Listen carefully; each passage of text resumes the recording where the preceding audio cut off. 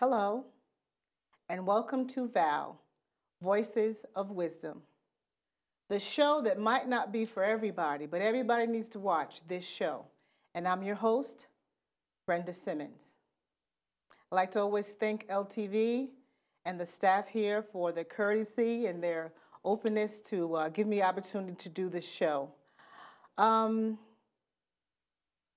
January 12th, 2010.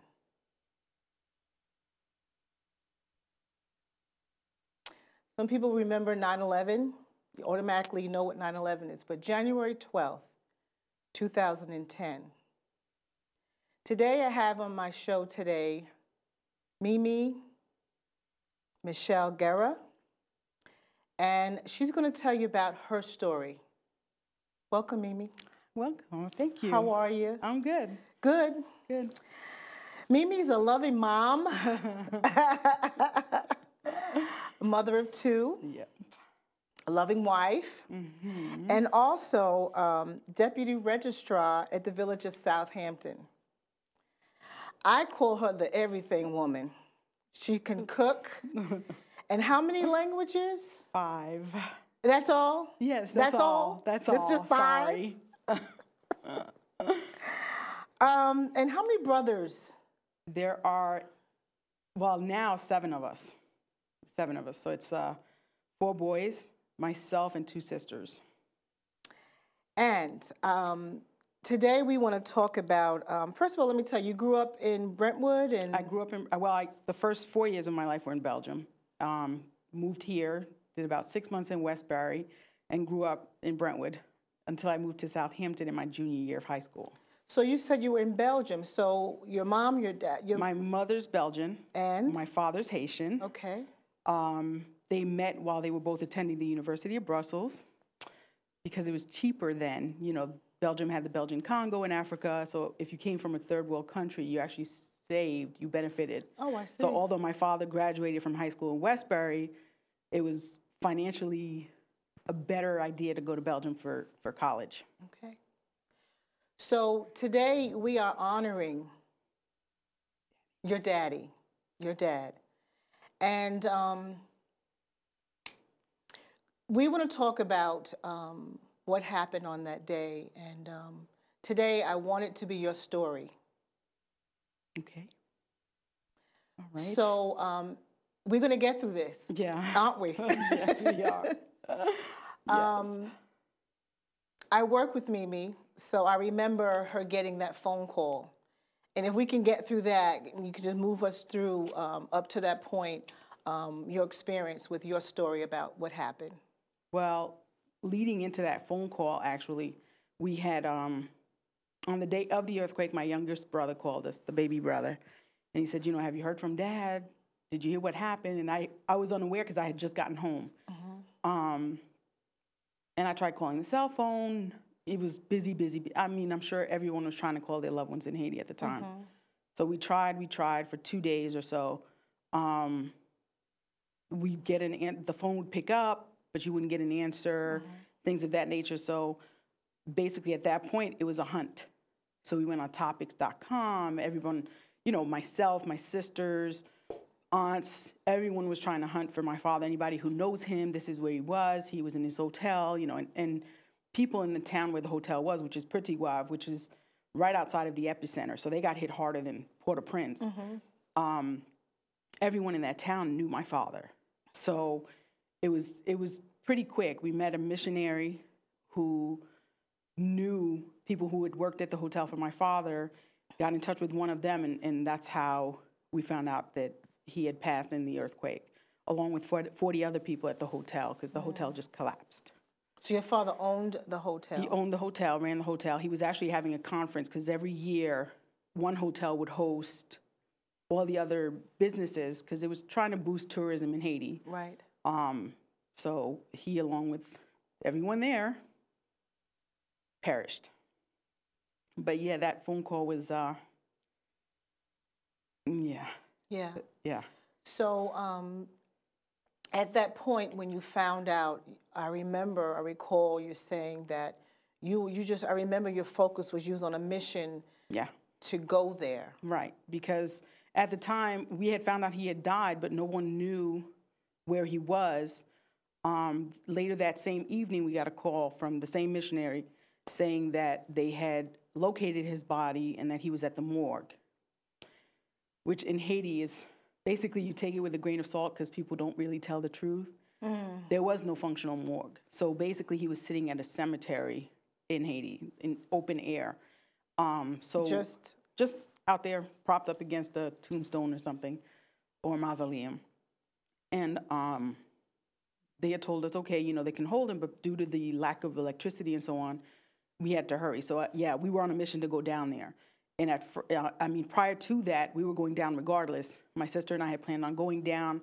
We were ready to like camp outside, sleep on the ground, whatever it took, just to find him. Yes. You know, fortunately for us, we were able to locate him or locate where the body was. But being that we never saw it and we never physically saw it, it's hard for a lot of people to accept. So my older sister, who died in November, up until the day she died, she still never believed he had died. Wow. Yeah. Just to backtrack just a little, and if it gets a little difficult, let me know and we can take a little break. But I just feel like this is also a healing process for you too, you know, and people don't know the story. No.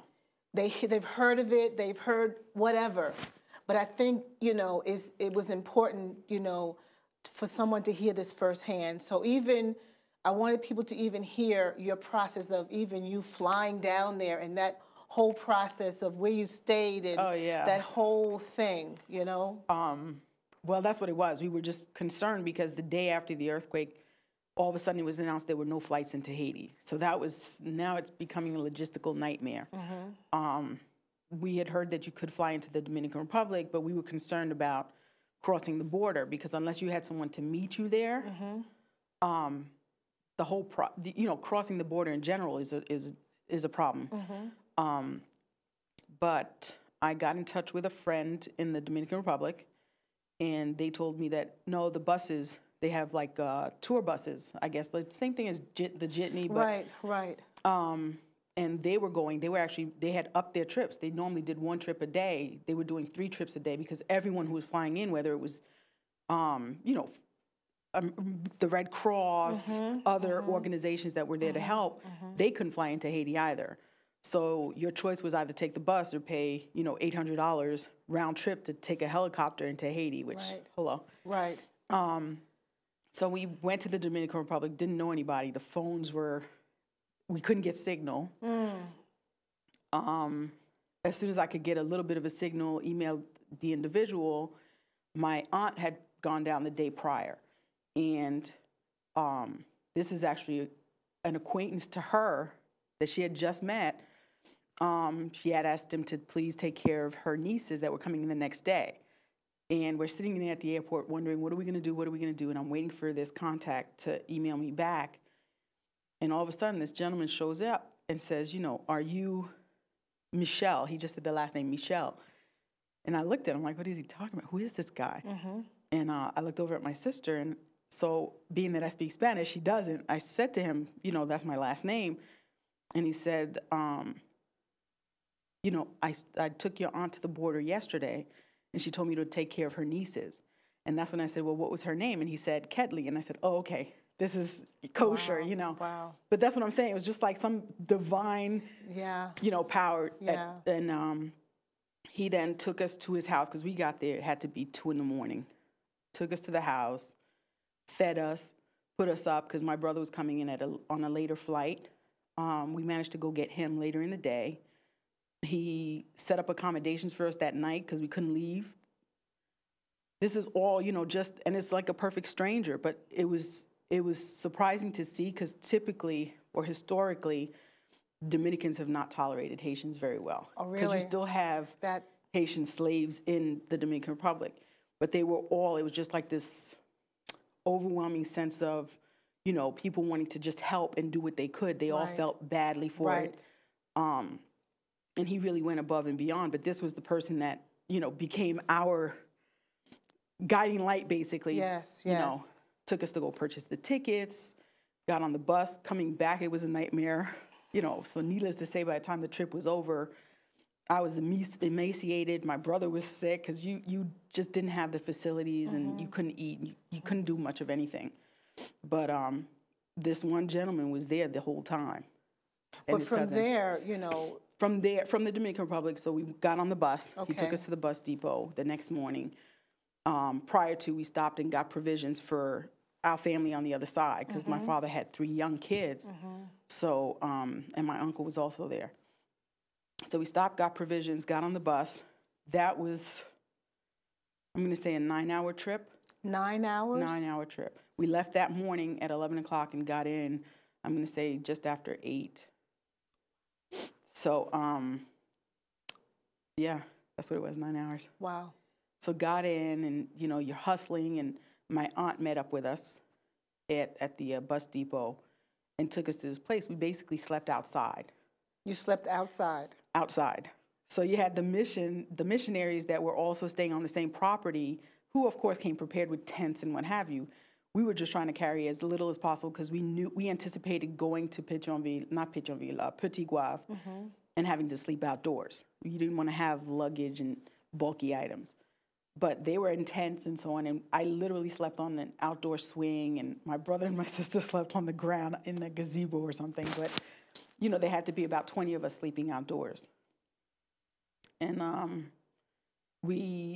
because my aunt had a contact, and he was a minister of some sort in the government, and he got us the vehicle so that we could go the next day to Petit Guave. And when we got there, it was the most overwhelming thing. Like, I literally had a breakdown because you walk up and it's, it was this massive 3-story building that had been there from like the emperor back in the 1800s. And you just saw like a little pile of rubble. Wow.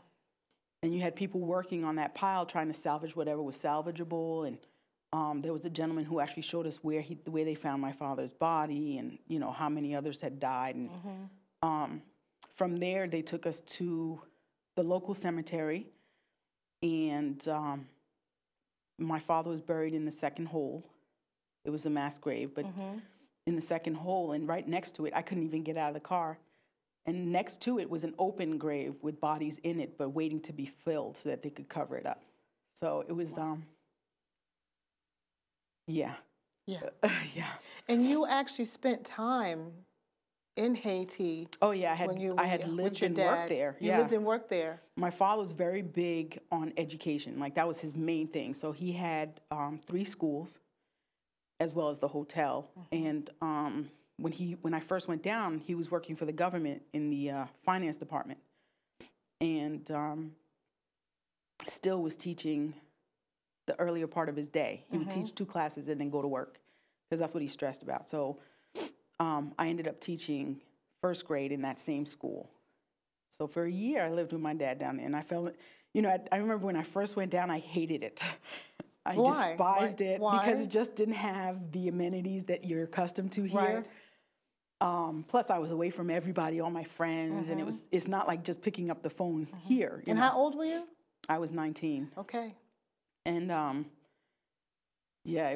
hated it. And my father used to joke. He said, "Watch, you'll be here after about 3 weeks. You'll love the place." I said, "That's not even possible. I hate this place." But after a month, I couldn't even imagine leaving. Like, when I left for Christmas break, I couldn't wait to go back. Like, that's how, and most people, that's their reaction. They go down there and just fall in love with it because it was just. What is it that? It's more relaxed. You've got, I guess, more of nature. So you've got these beautiful views. I mean, where we were, it's Pétionville. It's an upper scale area. But from our house, you could look down and see the ocean, look down the other side and be, look into the valleys of the mountains. So it was just, perfect. You had the best of both worlds. But, and everything, it was just, your day-to-day was easier.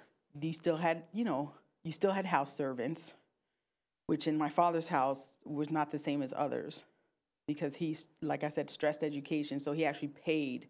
For instance, our houseboy went to school. He paid for his supplies, his uniforms. made sure he got his education because that was most important to him. But you still had, it was like a simple way of life, you know. You went to work, I was more relaxed, de-stressed. You just couldn't help but fall in love with the place. Let's talk a little bit more about your dad.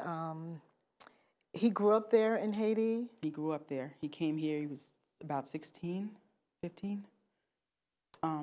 Has he told you stories about his growing up there and all, yeah. remember? Oh, yeah. Can you share some stories with us? Well, my grandfather was born and raised in Port-au-Prince.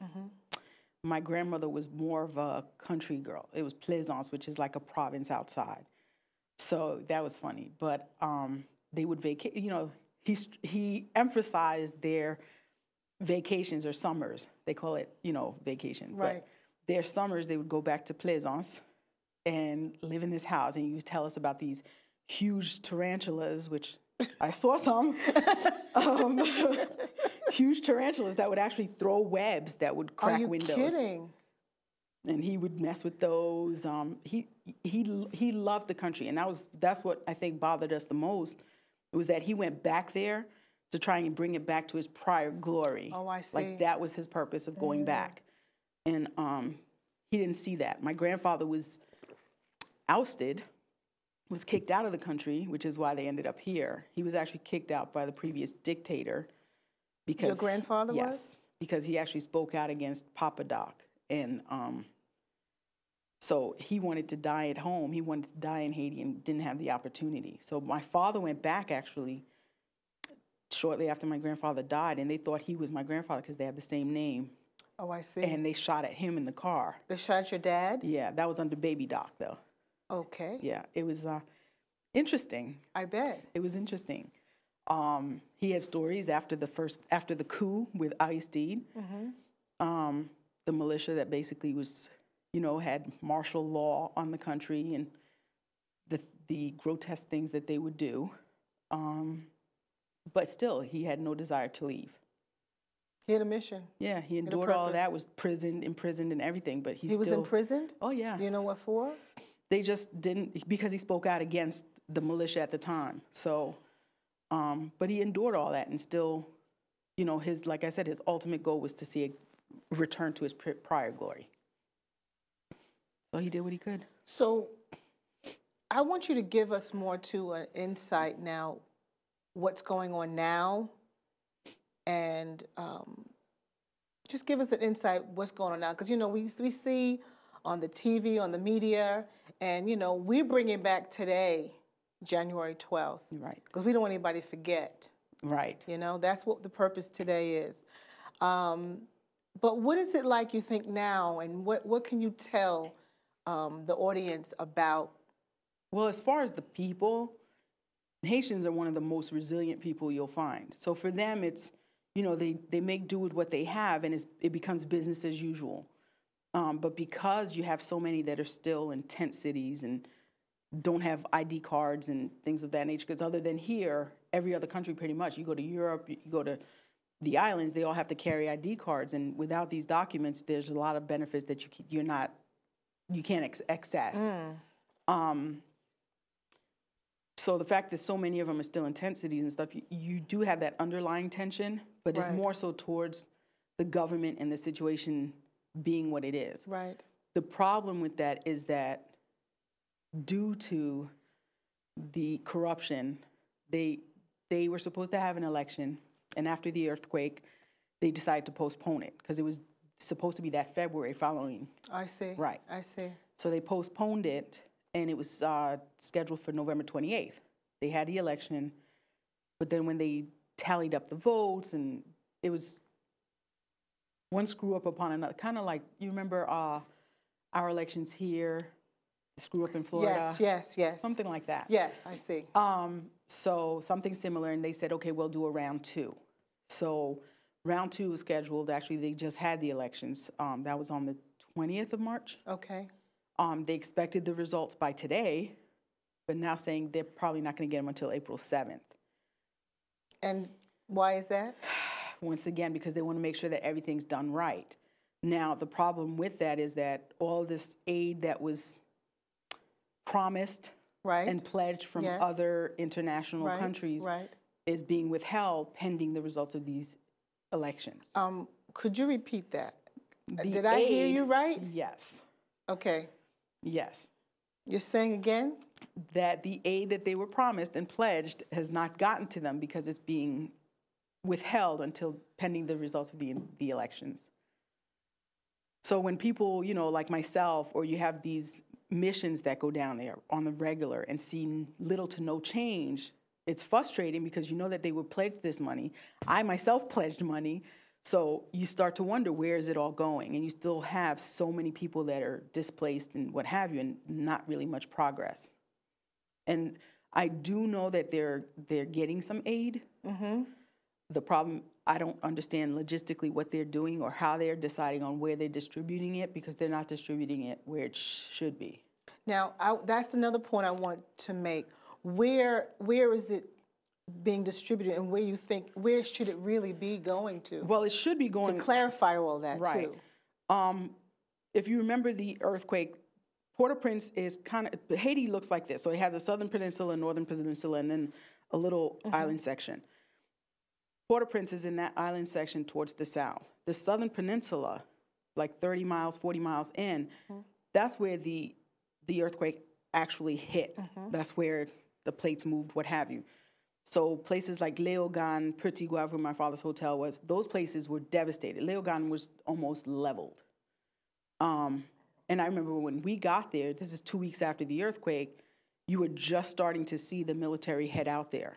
So these are places that were more devastated. And I understand, due to the population and everything in Port-au-Prince, they focused their energies there. But 2 weeks for them to even think of aiding the places that were harder hit doesn't make much sense to me. And they were more accessible. Right now, from the aid that's being sent down is making its way to some of the tent cities in Port-au-Prince, but mostly outside of that, where people had to go stay with relatives and so on in the outer provinces. I mean, most people didn't go to Cape Haitian, which is the second biggest city, because Cape Haitian is way north. Right. So they're just outside of Port-au-Prince, and it's little scattered areas like those that are getting the help, not where it's needed, once again. So this is all based on waiting for an election. Correct. So from your standpoint, so you did mention about corruption. So we've heard about that. So is it true or is it not true? No, or is it just a matter of just trying to do the right thing? There is corruption, and I think that at this point, the international community is basically looking to see, we don't want our aid. If I'm pledging aid, I'm not going to want it in the hands of someone who is likely to misappropriate it, misuse it, steal it, because that's what's happened in the past.